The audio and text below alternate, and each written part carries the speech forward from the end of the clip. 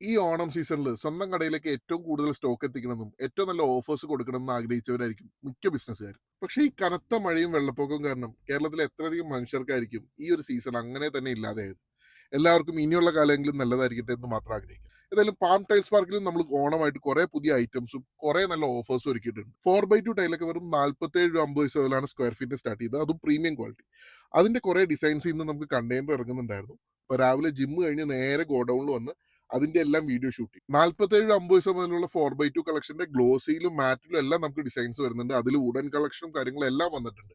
ഇതിന്റെ എല്ലാം huge quantity സ്റ്റോക്കാണ് നമ്മൾ ഓണം സീസൺ ആയിട്ട് പാം ടൈൽസ് പാർക്കിൽ ഒരുക്കിയിട്ടുള്ളത്.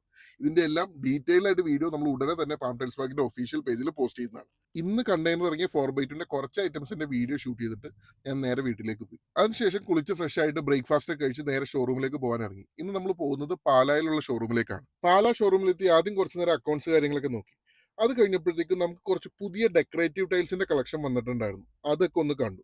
അപ്പോൾ ഷോറൂമിൽ ഇപ്പോൾ ഡിസ്പ്ലേയുടെ പുതിയ വർക്കുകൾ നടക്കുകയാണ്. അപ്പോൾ നമ്മൾ നിലവിലുള്ള എല്ലാ ബാത്റൂം മോക്കപ്സും മാറ്റി പുതിയ പുതിയ മോക്കപ്സ് ചെയ്തുകൊണ്ടിരിക്കുകയാണ്.